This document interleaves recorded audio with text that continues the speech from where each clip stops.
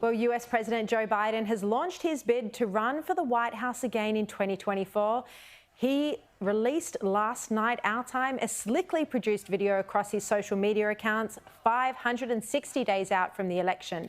Biden makes the case that he needs to finish the job in protecting democracy and freedom in the US, while not directly naming his opponents, but he refers to them as MAGA extremists, who he claims want to cut Social Security and taxes for the wealthy and make it more difficult for people to vote. Let's bring in Sky News US Bureau Chief Annelise Nielsen from Washington, D.C. Annelise, news last night that Joe Biden is going to run for re-election again. What's been the reaction today? Look, the reaction's been quite muted across the board, but that's because this has been anticipated for quite a long time. It's been a question for the Democrats, if not Joe Biden, then who? And that's what they really haven't had an answer for. So Joe Biden's released a video, this 3-minute video, to social media channels to make the formal announcement, and then went to a meeting of union leaders here in Washington, D.C., where he got a bit of that rah-rah energy that you get in a campaign event. But this isn't going to be a moment where we're going to start seeing Joe Biden on the hustings tomorrow. This is just the moment where he's saying to the Democrats, look, it is me, so we need everything to fall in line behind me. And I think the other thing to really take note of here is how prominent Kamala Harris was in his video. That was very much a statement that this is going to be a ticket of the two of them again. There'd been a lot of rumours that Kamala Harris was going to be dropped. She has had some really unfavourable reporting around her performance as Vice President in DC, and so I think that was the other big takeaway from this as well, is they're locked in as a ticket. Annelise, is the Democratic Party locked in behind Joe Biden, or will there be another credible candidate emerge? Yeah, look, that's the question, because we've seen some people put their hands up, like Marianne Williamson, Robert Kennedy, but these aren't people that are considered to be real serious players. One of the things that Joe Biden's done well is he is seen as that more middle-of-the-road Democrat that brings in the more progressive elements of the party, and they have been more united on a lot of key issues compared to the Republicans, and so that's given them a competitive advantage. Turning to the Republican side of things, Donald Trump, it seems, is the main contender at the moment. We haven't even seen Ron DeSantis put his hand up just yet. Do you expect he will announce his candidacy shortly? Well, look, it plays to his favour the longer he leaves it. He has to get through his own legislative session in Florida. And one of the issues he's having there is a lot of prominent people in Florida politics are throwing their endorsements behind Donald Trump. At the same time, we've had just today this news that Senator from Montana, Steve Daines, he's part of the Senate Republican campaign arm, which is really key to doing a lot of the really important fundraising, has also endorsed Donald Trump.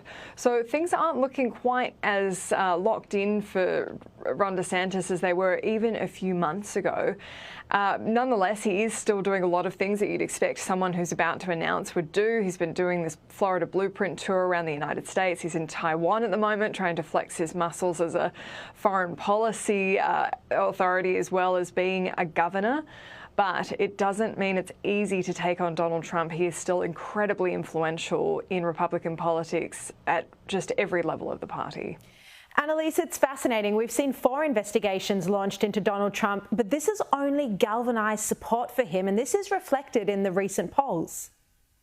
It is, and this has been one of the calculations that the Democrats were worried about. What it's done is put Donald Trump back in mainstream news. He's getting a lot more coverage than he has in the past, especially after he left office. He really was thrown out in the cold for a long time. But also what this has done is galvanised his base to say, look, we need to support Donald Trump because he's being unfairly prosecuted. He uses that as a marketing thing to say they're coming for me because I'm the only thing in between them coming for you. And the other aspect to remember in all this is he's made a huge amount of money campaigning off the back of this. It's given him momentum there. And remember also, for anyone who wants to be president, one of the toughest battles is to get through your own primaries before the general election. And it's a small fraction of the population that votes in primaries. You really have to get people worked up about something pretty specific to get them enthusiastic enough to go cast a ballot in that kind of environment. And so this is where you can have small people, small groups, small interests make really influential moves to decide who's going to be the person on the ballot. Now, Nikki Haley, another Republican candidate, gave an interesting speech today. What did she say?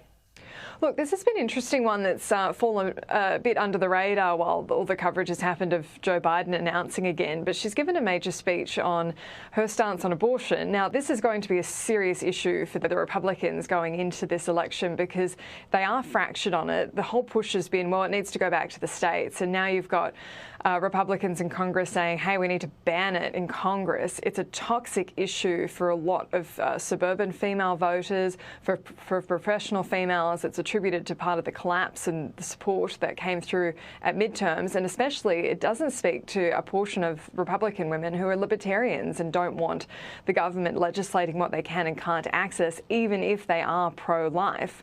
And that evangelical base that's very pro-life doesn't necessarily negate that. Nikki Haley's talked about how her own husband was put in the foster care system and how if there hadn't been that aspect to life there, that he wouldn't exist. But one of the things she didn't do was pick a date, pick a week figure. And that's what people want to know, to say, well, would you ban abortion after 14 weeks, 16 weeks, 18, 20? She's very much tried to say, like, look, this would just be banning late-term abortions, but we want to try and make it a more nuanced approach for everyone else and have a more consensus approach. But then her campaign's also been briefing out 15's the magic number. So this is going to be the absolute topic that just... I've been told that this is the one thing where you can separate true conservatives out from other Republicans, and I think it's going to be one of the divisive issues in primaries for Republicans. Annelise, Nielsen, thank you for your time.